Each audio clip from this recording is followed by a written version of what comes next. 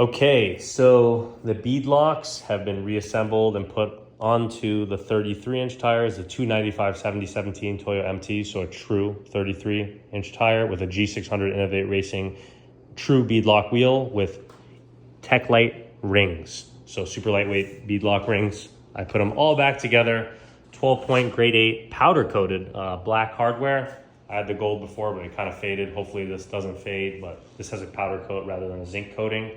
And they're all back together. There's a lot of work on doing them from the 35s, putting them back on the 33, but I am so happy it's done. Every single bolt has the anti-seize on there, so everything is torqued to spec, 27 foot-pounds. We're good to go. I'm gonna get them balanced, torque them to spec again, and I actually put some metal, I think it's a TR416 valve stems on here. And yeah, everything's good to go. We are set. All 5 done. We're gonna go ahead and take them to Louis after we get them balanced and put them on the truck for some shock cycling and clearance checks. Yeah, so I got the shocks here. Gonna be doing a deep clean. I'm gonna clean out really well and actually maybe use a really light grit sandpaper and kind of sand them a little bit and put a clear coat on them, a high heat gloss clear coat to keep them shiny.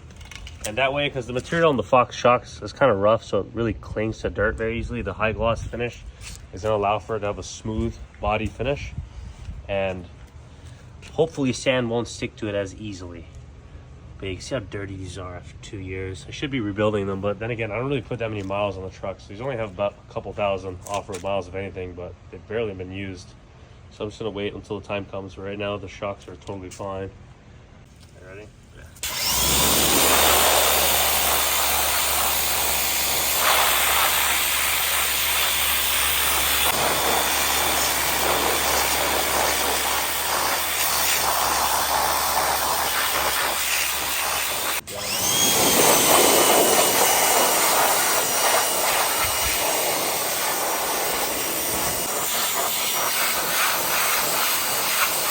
So I'm actually sanding the smooth body of the bypass right now. I know there's all these streaks of metal. A lot of people might not be a fan of this, but I kind of like how it looks. So when I put the clear coat, all these streaks will be here. It kind of adds some character. And at the end of the day, when I'm putting the clear coat, it's gonna be shiny. So I like how this looks. But I got 400 grit. I'm just going around getting rid of all the corrosion and clay buildup. There is some clay that the pressure washer just was not getting off, and it is clay, not rust, because I'd just be able to wipe it with a lot of force off the shock. But yeah, we're going around and just kind of smoothing everything out before we paint.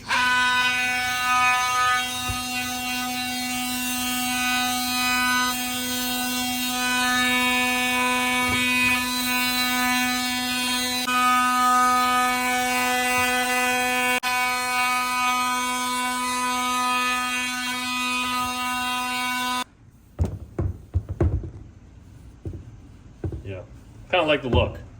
It's pretty cool. Some Mad Max vibes here. Who cares if it doesn't have a smooth finish? It's a Fox shock at the end of the day. It's all about performance. All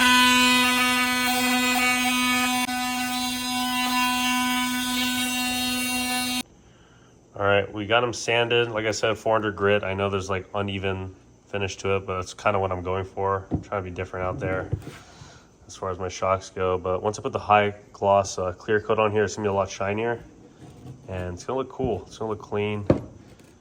Really excited to see what it looks like tomorrow. All right, so it's the next day. Already applied 1 coat of that high gloss clear coat on here. Like I said, this is the look that I'm going for. Kind of like the metal streaks on there. Kind of looks unique, and I actually really like it. It's growing on me. But it's definitely way shinier than what it was with all that clay. Look at that, it looks sick. And we'll put 2 coats of that on here and put it on the truck. All right, cleaning up the shocks and came across something that I've known about, but I forgot, and it's bothering me now. The top of my coil bucket that goes to the shock tower. Look how bent it is. And this is because I don't have an engine cross shock tower support brace. So, and I also don't have front bump stops, which is difficult for me to run because I have a 3.0 bypass and 4-wheel drive on my Toyota Tacoma, so there's almost nowhere to really put that bump stop. So I'm gonna have to figure out a way to do that. I'm gonna torch this, flatten it out. It's like a temporary solution, just give me a little more time until I brace everything up. That way it just doesn't keep bending. Luckily, Louis told me that this has been bent like this for years, so It's not that big of a deal because I've been riding with my coilovers bent in like this for a long time. But now that I know about it, I'm just gonna flatten it out until I get everything braced up. That way, you know, it just saves me a step ahead before these coilovers go on. Hopefully the bolts still line up because the tower is technically bent. And Nick from Dirt King told me to hammer the shock tower down that slight bit, but I don't really know how to do that with the inner fender walls in the way and everything. So I actually really have no idea how to do that. So gonna just go along with the flow right now. Bootleg shop right here, ray gun torch. That's right, we're gonna clamp these down so we can hammer it. See if I have enough force. There we go. Kind of difficult to film this with one hand.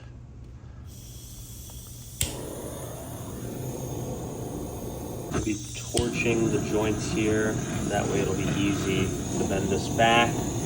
Obviously hammering metal back does weaken it, but it's not really a weak point. It's just a bolting point. So it's whatever. And I'm not really weakening it that much. Shout out to the ray gun. Absolutely awesome in video games and in real life. All right, this is what I got at 2 now, and that's good enough for me. I don't want to break my hand hammering this thing. I'm not a blacksmith, so this will work. We're gonna go ahead and, you know, put another coating of paint on here because I hammered some of the paint off, and we're gonna go back onto the coils. Everything is assembled. The bypasses are the only thing that I put the clear coat on because the smooth body is exposed and it's very visible when it gets dirty compared to the coilovers. The coilovers, I just put a product from Lithium Elixirs called Avalanche. It's like a slick coating, protective coating that goes on pretty much any surface that makes it smooth. Kind of like a ceramic coating almost, but easy to apply. And it just kind of wicks the dirt off a lot easier. So we'll find out. I've never used it before, but we'll test it out. But no need to really clear coat those, just the body on these. Look how shiny they are, that finish. Absolutely love that.